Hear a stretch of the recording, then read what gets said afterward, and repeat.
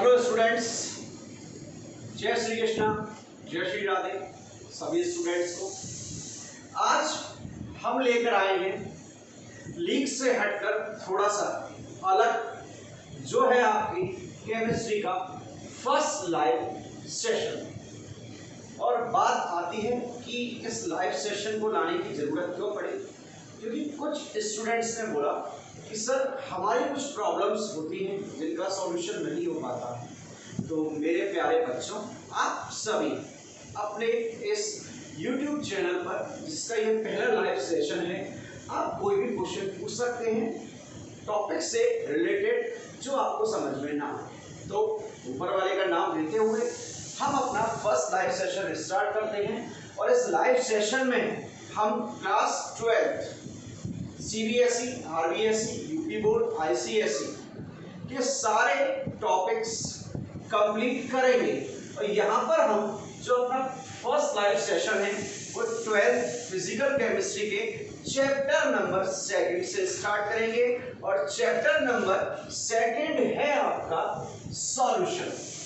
So without wasting of time we are moving on our second chapter of physical chemistry, that is solution.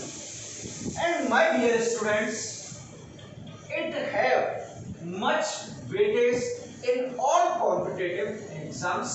So let's start our lecture, that is solution. So chapter जो solution है उसे हम start कर रहे हैं एक बहुत simple example से। हमने क्या किया, 50 ग्राम शुगर ले और इसको डिसॉल्व किया किसमें, 100 ml H2O में। और सेकंड केस में हमने 50 ग्राम सैंड के पार्टिकल लिए, मिट्टी के पार्टिकल, जिसे डिसॉल्व किया 100 ml H2O। ये दो एग्जांपल लिए। अब एक चीज देखना, जब हम शुगर को वाटर में डिसॉल्व करते हैं, क्या बोला मैंने, जब हम शुगर को वाटर में डिसॉल्व करते हैं तो लास्ट में क्या होता है ये सोचो। अब प्रैक्टिकली थोड़ा सा सब समझेंगे, थोड़ा सा सुनेंगे, थोड़ा सा करेंगे, तब जाके हमें ये समझ में आएगा। हमने क्या किया, घर पर 2 चम्मच चीनी ली और 1 गिलास पानी दिया, पानी में चीनी को डाल दिया। नहीं सर हम चीनी में पानी को डालेंगे, तो डाल दो, कोई दिक्कत नहीं है। आपने वाटर में शुगर को डिसॉल्व किया और स्पून से प्रॉपर शेक किया। जब शेक किया तो आप ये बताओ जो फाइनल प्रोडक्ट होगा वो क्या होगा। जो फाइनल प्रोडक्ट होगा उसकी फिजिकल स्टेट किसकी फॉर्म में होगी, वाटर की फॉर्म में होगी। ऐसा तो नहीं है कि वाटर वहां से क्या हो जाए, गायब, और क्या बच जाए, शुगर। तो देखो, जो हमने वाटर लिया उसमें शुगर को डिसॉल्व किया तो उसकी फाइनल फिजिकल स्टेट वही थी जो वाटर की थी। मतलब जिसको आपने डिसॉल्व किया वो अपनी आइडेंटिटी लूज कर चुका है। मतलब आपने शुगर को डिसॉल्व किया तो शुगर अपनी पहचान खो चुका है। फाइनल जो प्रोडक्ट है उसमें आपको शुगर नहीं मिलेगी, उसमें आपको जो फिजिकल स्टेट है वो वाटर की फॉर्म में ही मिलेगी। तो देखो यहां पर हम शुगर को डिसॉल्व कर रहे हैं, तो जिसको डिसॉल्व करते हैं वो होता है आपका क्या, सॉल्यूट। और जिसमें डिसॉल्व करते हैं वो क्या हुआ आपका, सॉल्वेंट। सुनना, जिसको डिसॉल्व किया वो हुआ सॉल्यूट, जिसमें डिसॉल्व किया वो क्या हुआ, सॉल्वेंट। तो जब आपने सॉल्यूट को सॉल्वेंट में डिसॉल्व किया तो सॉल्यूट अपनी आइडेंटिटी लूज कर चुका है कंप्लीट। तो यहां पर हमें जो ऑब्टेन हुआ है वो क्या है, सॉल्यूशन। क्या है, सॉल्यूशन। और आइडेंटिटी कौन लूज कर चुका है, solute. So in it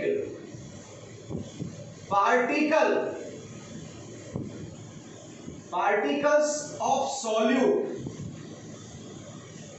lose their identity। तो सॉल्यूशन की सबसे पहली कंडीशन तो यही है कि यहाँ पर जो पार्टिकल होंगे सॉल्यूट के, मतलब जिन्हें हम डिसॉल्व कर रहे हैं, वो अपनी आइडेंटिटी क्या कर देंगे, लूज। सेकंड एग्जांपल देते हैं। आपने क्या किया, सैंड के पार्टिकल लिए, यहाँ क्या है H2O, कितना लिया है हमने 100 ml, इट इज H2O। यहाँ पर किसके पार्टिकल आप डिसॉल्व कर रहे हो, सैंड के। तो सैंड के पार्टिकल क्या होता है बेटा, ड्यू टू द ग्रेविटी कहां डिपॉजिट हो जाएंगे, बॉटम साइड पर। Particles of sand deposit at bottom side of beaker, dissolve हुए। अब प्रैक्टिकली ये बताओ, क्या ये पार्टिकल्स हैं, हमें डिसॉल्व करने के बाद जो ये पार्टिकल्स हैं वो अपनी नेक्ड आई से, मतलब बिना माइक्रोस्कोप के, क्या हम इन पार्टिकल्स को देख सकते हैं, बिल्कुल देख सकते हैं। तो यहां पर एक पॉइंट निकल के आया कि एग्जांपल फर्स्ट में जो शुगर के पार्टिकल थे वो अपनी आइडेंटिटी लूज कर रहे थे, जबकि सेकंड में पार्टिकल सस्पेंड हो गए बॉटम साइड पर, कहां इकट्ठे हो गए, पैदे की तरफ बॉटम साइड पर, और अपनी आइडेंटिटी लूज नहीं कर रहे। तो सेकंड टाइप में जो सॉल्यूशन बनेगा ना वो होगा सस्पेंशन। इसे भी हम पढ़ेंगे चैप्टर नंबर 5 सरफेस केमिस्ट्री में। तो ये तो क्या बना, सस्पेंशन, और ये क्या बना, सॉल्यूशन। और सॉल्यूशन भी कौन सा आपका, ट्रू सॉल्यूशन। क्या बना, ट्रू सॉल्यूशन। तो देखो ट्रू सॉल्यूशन जो होगा ना उसमें सॉल्यूट के जो पार्टिकल्स होंगे वो अपनी आइडेंटिटी क्या होंगे, कंप्लीटली लूज कर देंगे। चलो आगे चलते हैं, अभी हम बेसिक बना रहे हैं खाली समझाने के लिए।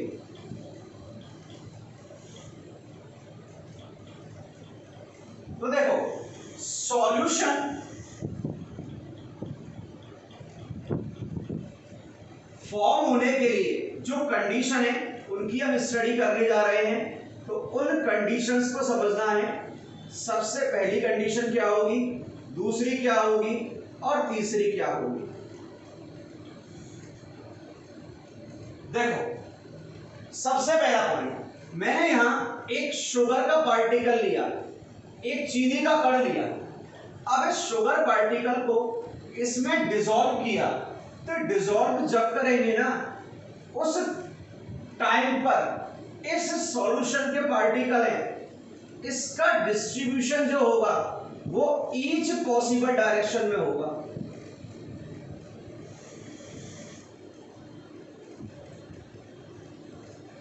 यहां पर क्या हो रहा है,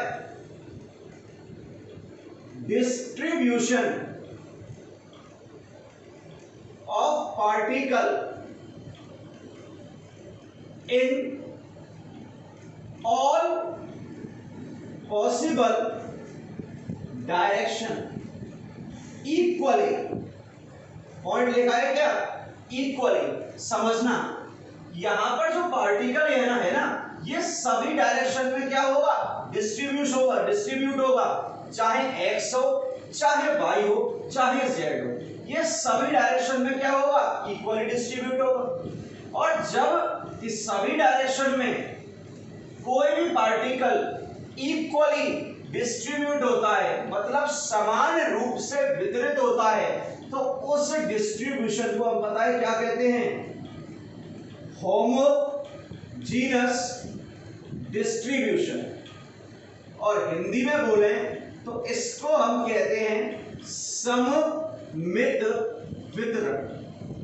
तो जो पार्टिकल्स का वितरण होगा, जो डिस्ट्रीब्यूशन होगा, वो सभी डायरेक्शन में क्या होगा, इक्वली होगा। ये एक सॉल्यूशन की सबसे फर्स्ट क्या है, कंडीशन। सेकंड कंडीशन क्या है, पार्टिकल्स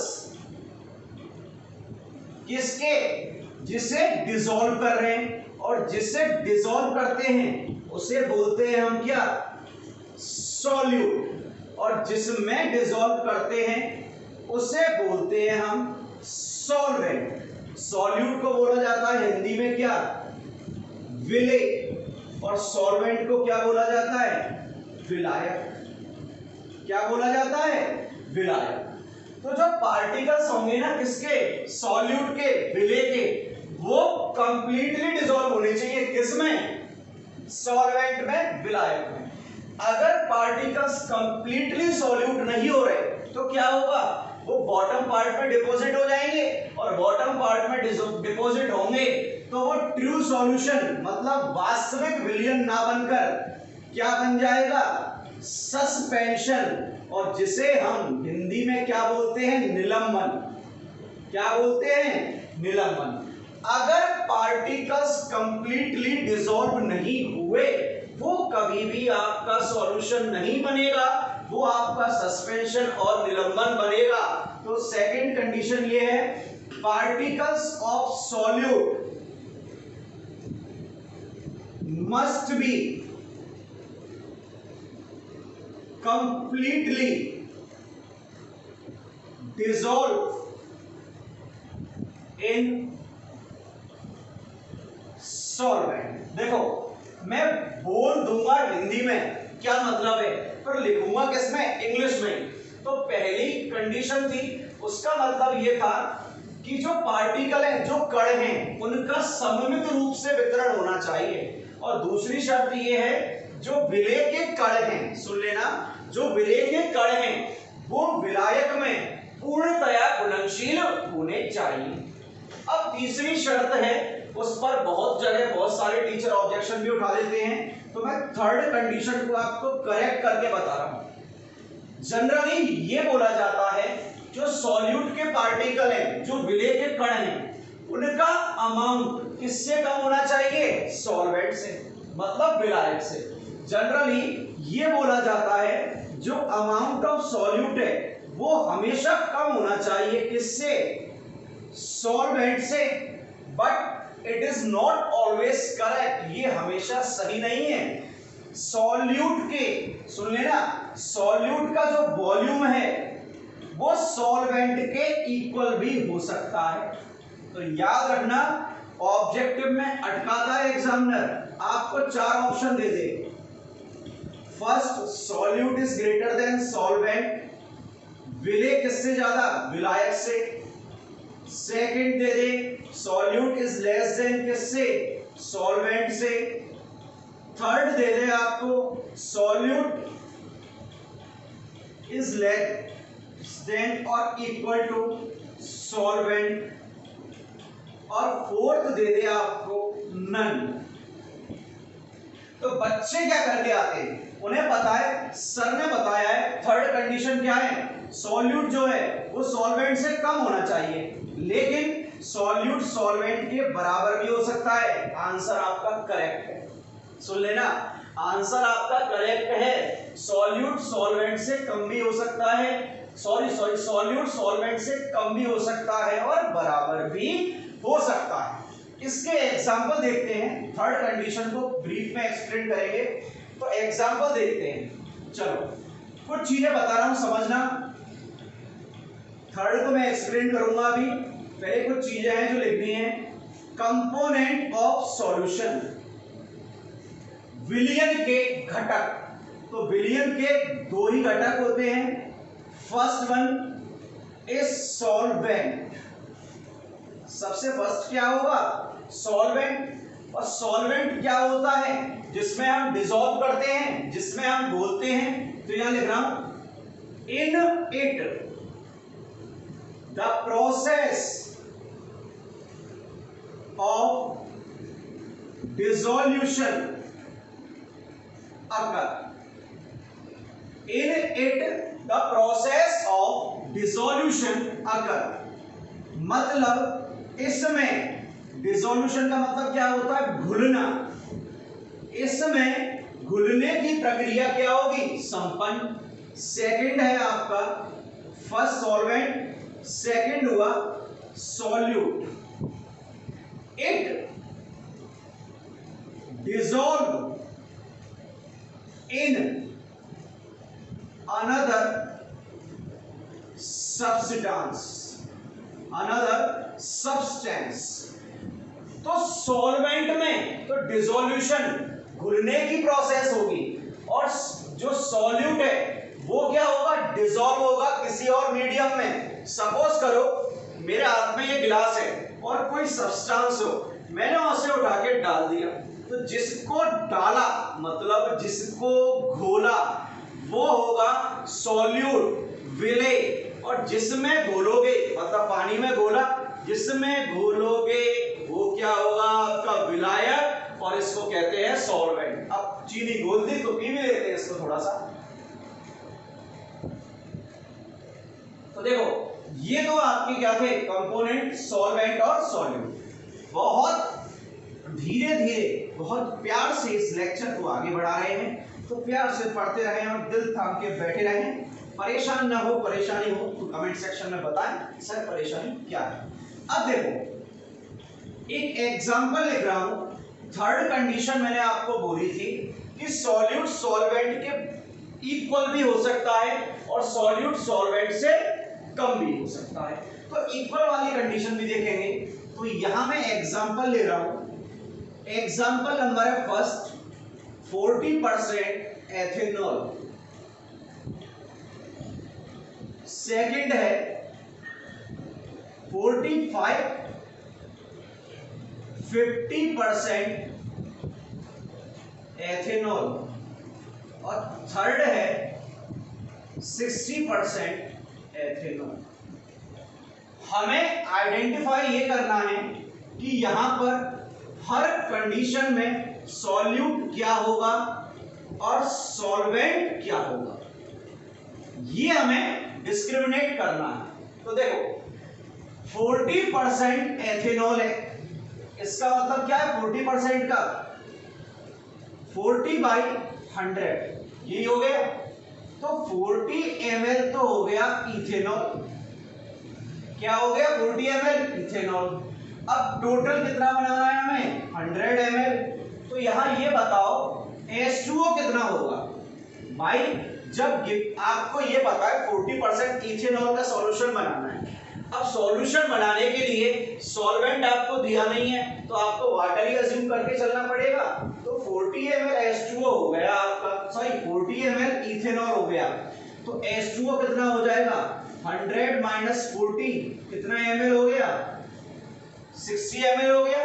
तो जिसका अमाउंट ज्यादा है वो क्या बनेगा आपका सॉल्वेंट, और जिसका कम है वो क्या बनेगा सॉल्यूट।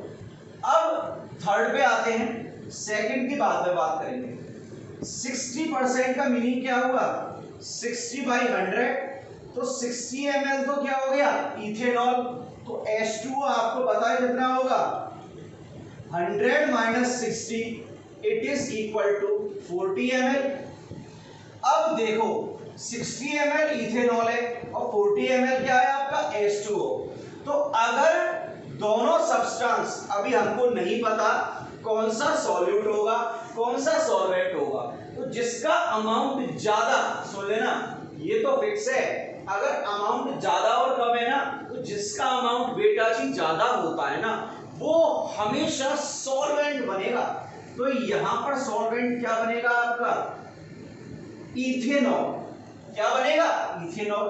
तो यहां पर क्या बन गया आपका सॉल्यूट H2, उल्टा हो गया है। अब बात आती है 50% इथेनॉल है, तो यहां तो क्लियर हो रहा है 50% तो इथेनॉल होगा और 50% ही क्या आएगा H2O। अब दिक्कत हो गई, कई टीचर ये बोल देते हैं कि यहां पर सॉल्यूशन नहीं बनेगा, बोल देते हैं बिल्कुल यहां सॉल्यूशन नहीं बनेगा, सॉल्यूशन तो यहां बनेगा।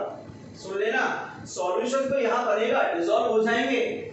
सर फिर सॉल्यूट क्या होगा और सॉल्वेंट क्या होगा। इस कंडीशन में इथेनॉल सॉल्यूट भी हो सकता है और इथेनॉल सॉल्वेंट भी हो सकता है। सुन लेना कोई भी सॉल्यूट और सॉल्वेंट हो सकता है। अब H2O ये सॉल्यूट भी हो सकता है और सॉल्वेंट भी हो सकता है। तो अगर दोनों इक्वल अमाउंट में है तो आपका कोई भी क्या हो सकता है सॉल्यूट और कोई भी क्या हो सकता है सॉल्वेंट। तो यहां तक मैंने आपको इंट्रोडक्शन दे दिया। फर्स्ट पॉइंट ये था, क्या था आपका first point, the particles of solute must be homogeneously and equally distribute into the solvent, and here second condition was the particles of solute must be completely dissolved in the solvent, and the third condition was solute can be equal or less than from solvent in amount। मतलब पहली शर्त ये थी कि विलेय के कणों का विलायक में सममित वितरण होना चाहिए। दूसरी शर्त ये थी कि विलेय है वो विलायक में पूर्णतया घुलनशील होना चाहिए, अन्यथा निलंबन हो जाएगा, सस्पेंशन बन जाएगा। और थर्ड कंडीशन ये है सॉल्यूट की मात्रा सॉल्वेंट के बराबर भी हो सकती है और सॉल्वेंट से कम भी हो सकती है। जनरली बोल रहा हूं, जनरली बोले ना, जनरल अगर मैं आपको जनरल बता दूं कि इन जनरल लिख दूं तो इन जनरल तो जो सॉल्यूट होता है वो हमेशा सॉल्वेंट से कम ही होता है। ये बहुत रेयर केस वाले एग्जांपल हैं। ऐसे एग्जांपल मेंस और एम्स के एग्जाम में पूछे जाते हैं। नीट वाले परेशान ना हो, उनके लिए तो सिंपल ही आता है, जिसे भी बच्चा गलत करके आता है। चलिए अब हम इस सॉल्यूशन के इंट्रोडक्शन को खत्म कर चुके हैं, इंट्रोडक्शन से आगे बढ़ते हैं।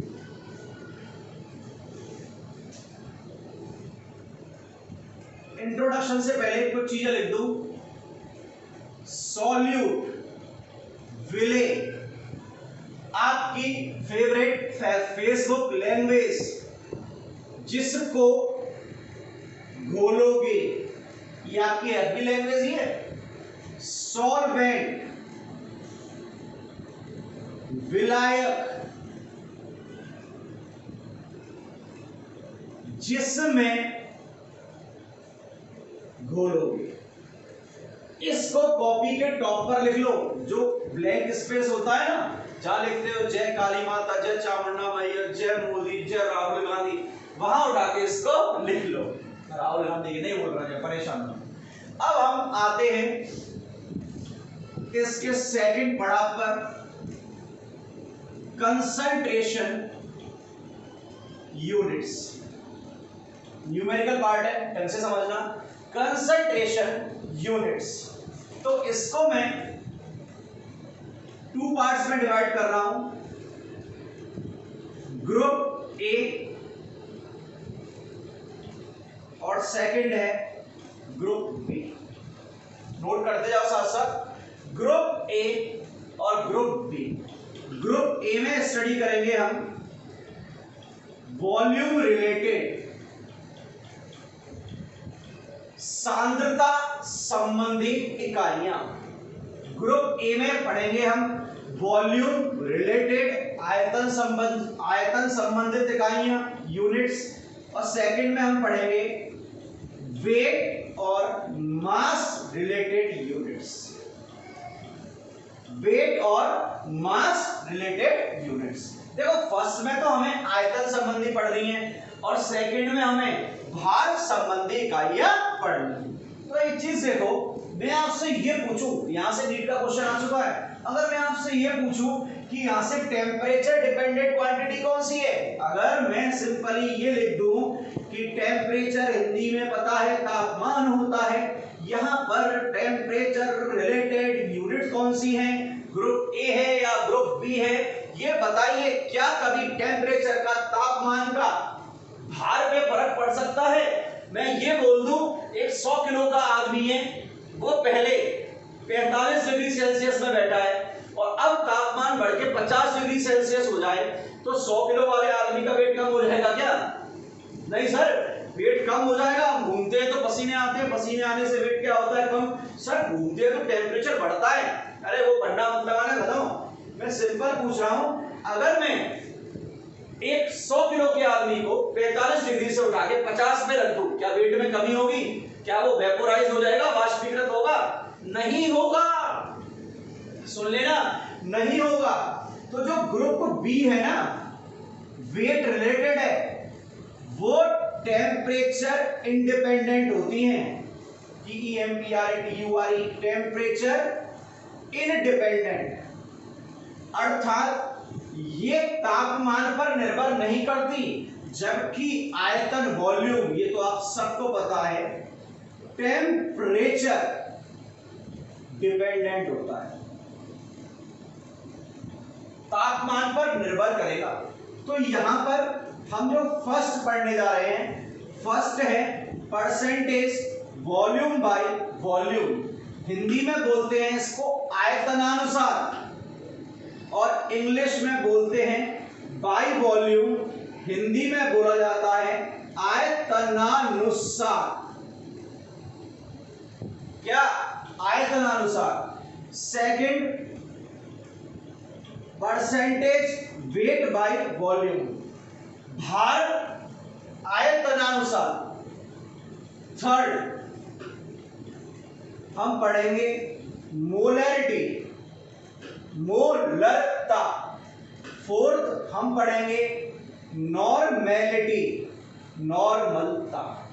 ये चार पढ़नी है यहां पर फर्स्ट जो पढ़ेंगे वो पढ़ेंगे percentage weight by weight, भारानुसार।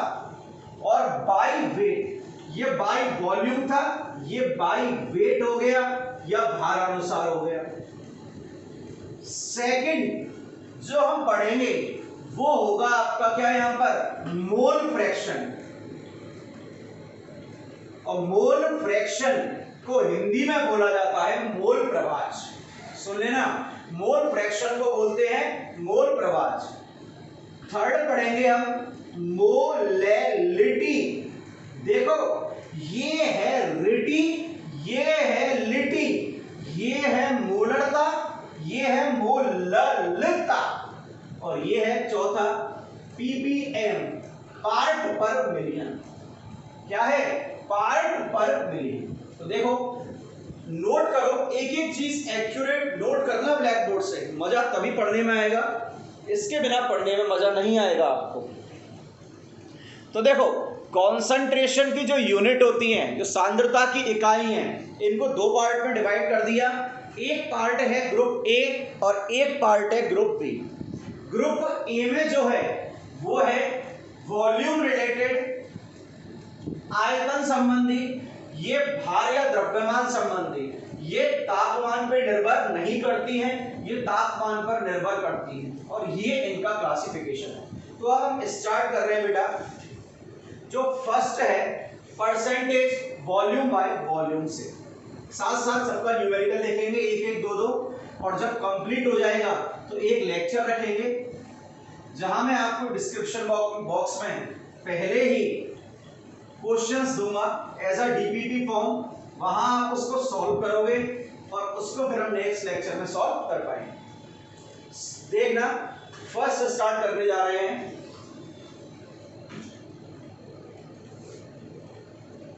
First है परसेंटेज वॉल्यूम बाय वॉल्यूम। अब एक पॉइंट समझना, कहीं भी अगर मैं कोई कैपिटल लेटर यूज कर रहा हूं वो सॉल्यूशन का होगा, बिलियन का होगा। यहां एक चीज याद रखना, ऊपर वाला बोले तो, ऊपर वाला बोले तो ये हमेशा सॉल्यूट होगा, विलय होगा। माइंड में सेट कर लेना, ऊपर वाला बोले तो सॉल्यूट, और नीचे वाला बोले तो सॉल्यूशन, विलयन।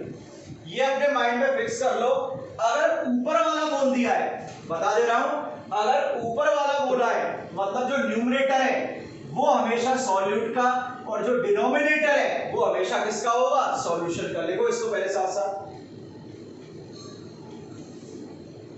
तो इसको मैं कैसे लिख सकता हूं, percentage volume by volume is equal to किसके होगा, volume of solute upon volume of solution multiplied by क्या हो गया, 100। सिंपल है। अब इसको और फर्दर मुझे इलेबोरेट करना हो तो सिंपल है, V सॉल्यूट अपॉन सॉल्यूशन किसके इक्वल होता है हमेशा, solution it is equal to solute plus solvent by विलयन किसके बराबर होगा, विलेय प्लस विलायक, तो V solute upon V solute solution की जगह प्लस वी सॉल्वेंट। ये फॉर्मूले आपके सामने आ चुके, ठीक है। अब यहां से हम एक क्वेश्चन भी देखेंगे, समझना। क्वेश्चन आपके सामने ब्लैक बोर्ड पे लिख रहा हूं। किसी भी स्टूडेंट्स को प्रॉब्लम हो तो वो अभी के अभी कमेंट बॉक्स में कमेंट करें और बताएं, प्रॉब्लम का सॉल्यूशन किया जाएगा अभी। क्वेश्चन है, how many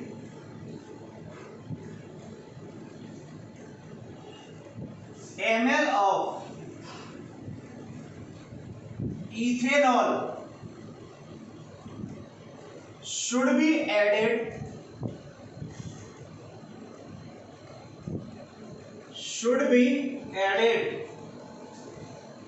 in 250 ml of water to obtain a solution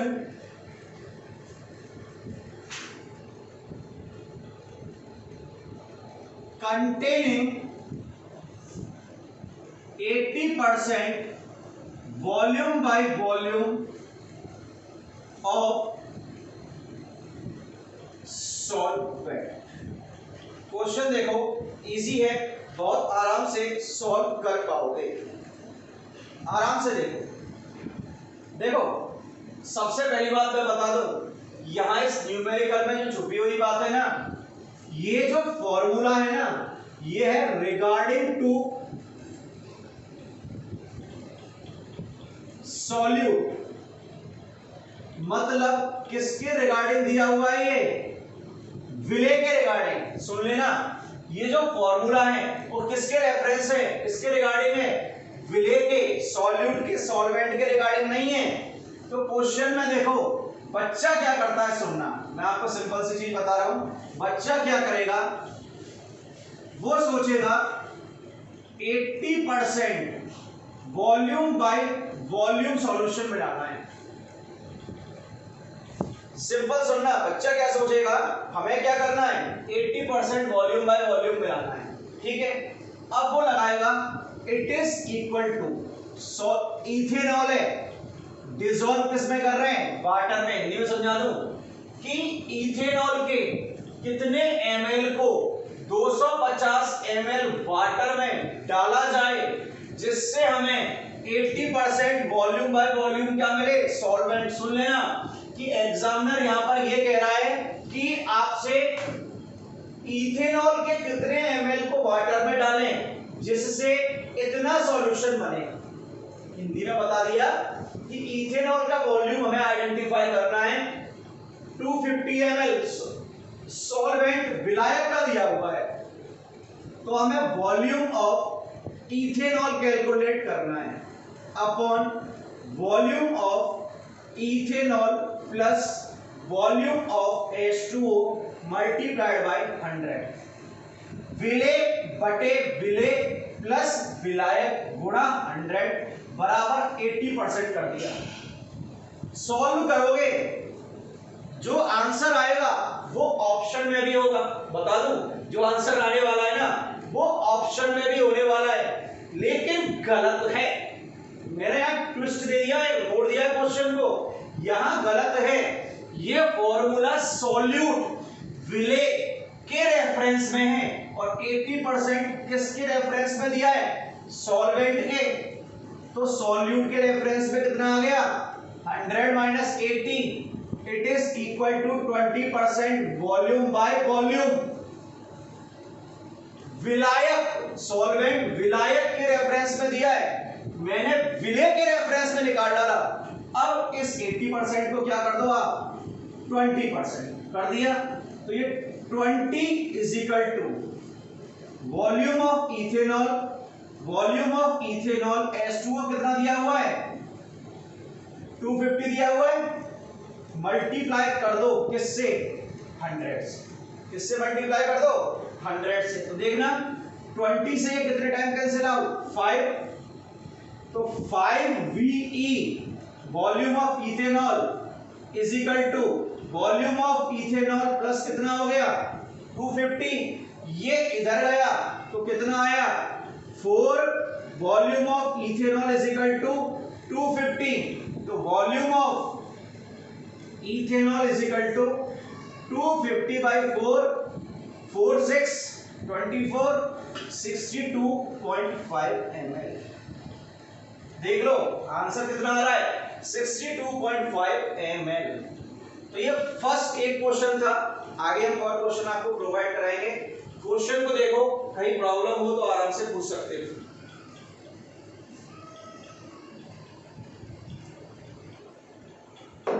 चलिए next question, next second point पे आते हैं। आयतन संबंधी अगली इकाई वॉल्यूम रिलेटेड यूनिट कौन सी है, second percentage weight by volume. कौन सी है, परसेंटेज वेट बाय वॉल्यूम। तो ये किसके इक्वल हो जाएगी, W ऊपर किसका वेट है, पहले बता चुका हूं, न्यूमरेटर ऊपर वाला अंश, ऊपर वाला बोले तो हमेशा क्या रखो, सॉल्यूट, और नीचे वाला बोले तो हमेशा क्या आएगा, वॉल्यूम ऑफ सॉल्यूशन। एक केस को छोड़ के मोलैलिटी, मोलरता, जिसे हम आगे चल के देखेंगे। आपको एक ही केस को छोड़ के हमेशा याद रखना है, नीचे किसका आता है, सॉल्यूशन का, ऊपर किसका आएगा, सॉल्यूट का। तो हो गया सिंपल, बता दिया इसका मीनिंग। तो इसका क्वेश्चन देखते हैं, सुनना। सेकंड क्वेश्चन है, an aqueous solution contain 30% weight by volume of urea. Calculate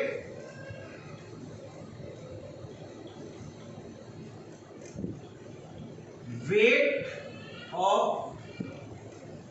solvent। ये क्वेश्चन है, हिंदी में समझा रहा हूं।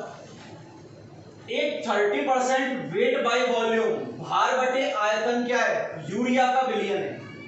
आपको ये बताना है यहां पर जो सॉल्वेंट है, क्या बताना है, जो सॉल्वेंट है, जो आपका विलायक है, उसका भार क्या होगा। सोचो कैसे कैलकुलेट करोगे। सिंपल सी बात है, आप लोगों को ही कैलकुलेट करना है, मैं कैलकुलेट नहीं कर पाऊंगा। सोचो कैसे हो सकता है, 2 मिनट दिमाग पे जोर डालें।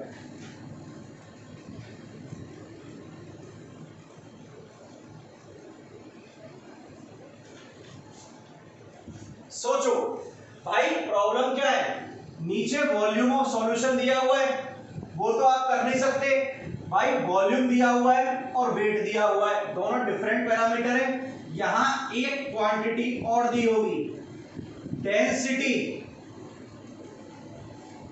सुन लेना, यहां पर आपको एक चीज और दी होगी, डेंसिटी किसकी, सॉल्यूशन की, 1.2 ग्राम पर ml।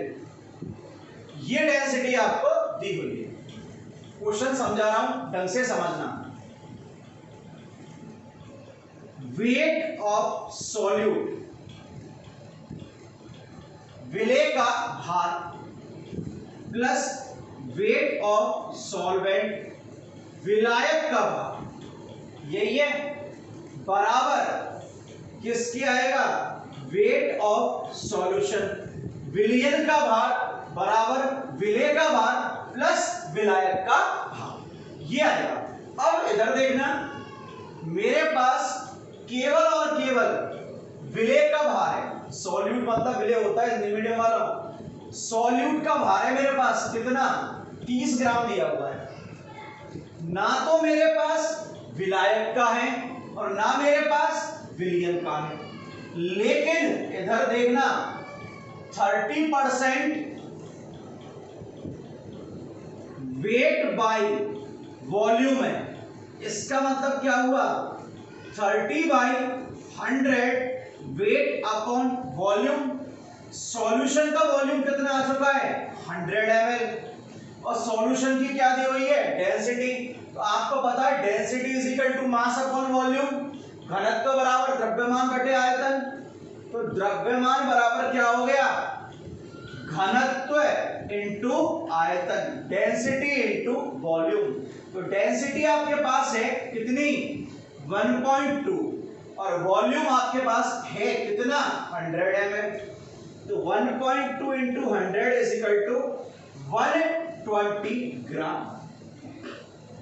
देख लो अब मेरे पास मास आ चुका है किसका, सॉल्यूशन का। सॉल्यूशन का आयतन था, घनत्व था, वॉल्यूम था, डेंसिटी था। 120 ग्राम आ चुका है अपने पास। अब 120 ग्राम आ चुका है तो इसमें पैरामीटर रख दो, W सॉल्यूट, सॉल्यूट कितना दिया हुआ है 30 ग्राम, ये रहा, प्लस वेट ऑफ सॉल्वेंट, विलायक का भार is equal to weight of solution, विलियन का आयतन। ये मैंने निकाला विलियन का भार, ये आ गया 120। तो यहां से यार वेट ऑफ सॉल्वेंट, विलायक का भार 120 माइनस 30 कितना आ चुका है, 90 ग्राम। देख लो कितना आ गया आपका, 90 ग्राम। तो यहां में से सॉल्व कर चुके हैं, देखें आराम से, कोई प्रॉब्लम हो तो बताएं।